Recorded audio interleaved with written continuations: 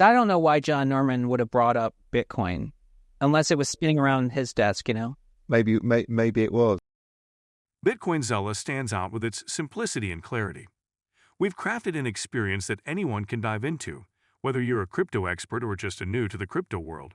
Now guess who keeps his eye on us? The author of best-selling book Rich Dad Poor Dad, Robert Kiyosaki. And we want to take this opportunity and thank all the people who trusted us, and we read every comment. And the best part, it's free. Subscribing now means you will get all new information for free.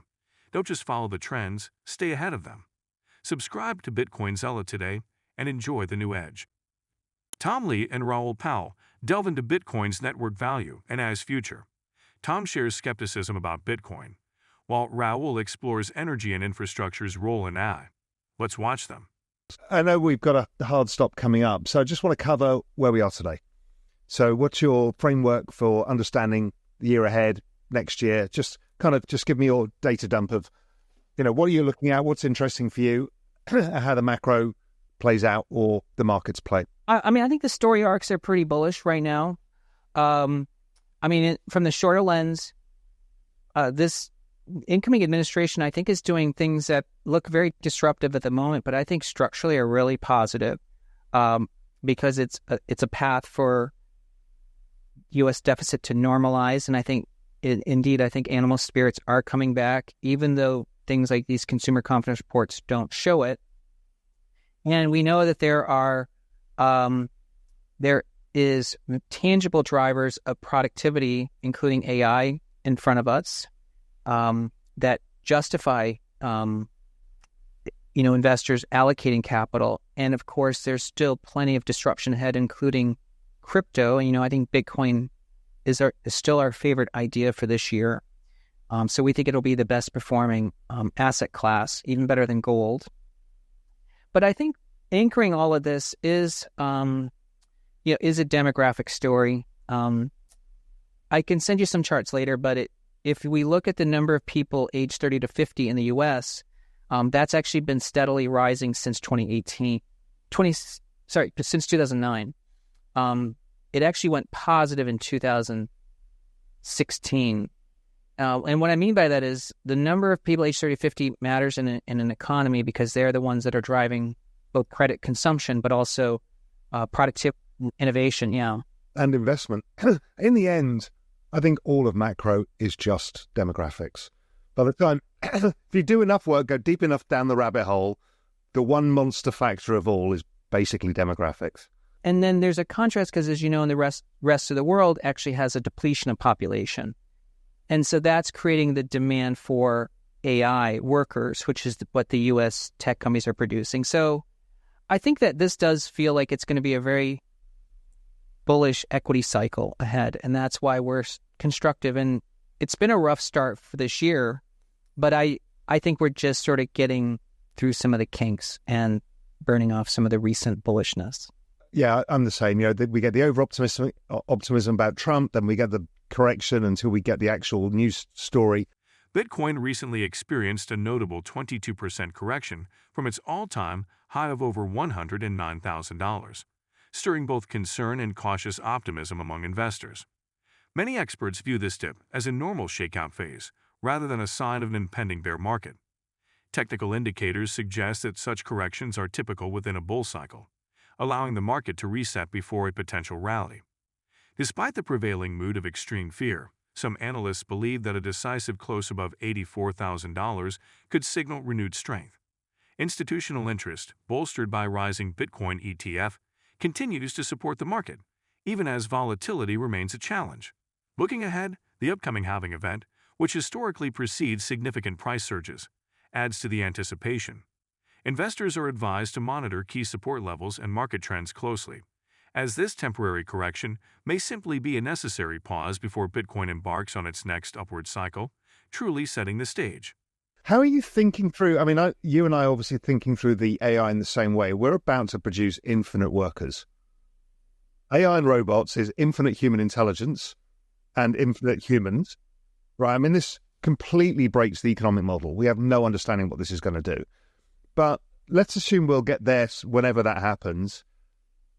You're starting to even hear Satya Nadella start thinking and this might be, I want to go back to the psychology of 2000 that many of these people worry about, is they're worrying about, have we overbuilt?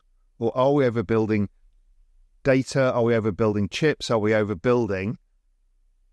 I'm not sure that we're not still underbuilding, but we might be scarred. And I haven't decided, but where do you think we lie on this? Is this an overbuild and everyone's going to write off a whole bunch of capital, or is this still too early to say? People who are going to call the top in data center demand have never really experienced industrial cycles, right? Because the cycles actually are going to extend until return on invested capital is well past negative.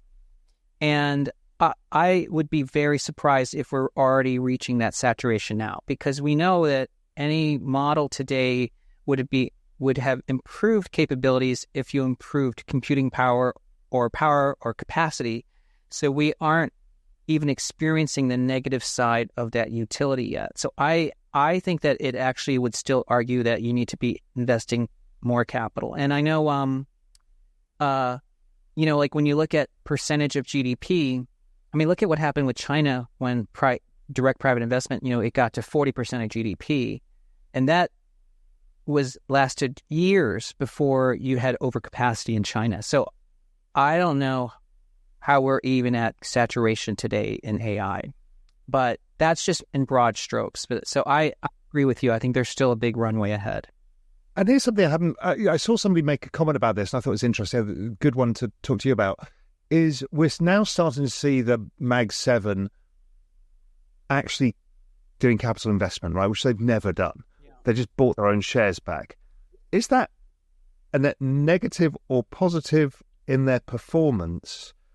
Economic performance is probably good because capital investment was something we'd been missing for 2 decades, but no share buybacks or less share buybacks. Or does it still generate even more free cash flow that they end up just doing both? Yeah.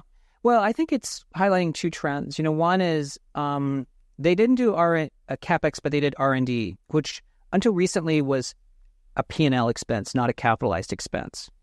And so they're supplanting those dollars for capital dollars that become balance sheet assets. In a world of labor shortage, that means you have less OpEx because that's wages, but you'll have more balance sheet intensity because now you have a computer that you're operating. So I think in a world of labor shortage, balance sheet intensity will go up. So it makes sense that these companies are big spenders of CapEx now. But that does create another wave of innovation because cooling and power supply and uninterrupted power and all these become strategic advantages, which will create another wave of technology innovation. So I think that there's a lot of opportunity and waves of opportunity being created because of that change that you've just highlighted. Yeah, I think you're right, because U.S. President Donald Trump has taken a bold step for the cryptocurrency sector by signing an executive order to establish a strategic Bitcoin reserve, a move that many compared to creating a digital Fort Knox. The reserve will be funded by approximately 200,000 Bitcoins, valued at around $17 billion, which were seized in various civil and criminal cases. This initiative is designed to secure these digital assets indefinitely, and additional Bitcoin can be added only if it is budget neutral, ensuring no cost to taxpayers. White House crypto chief David Sachs has highlighted that the reserve will help protect the government from Bitcoin's short-term volatility.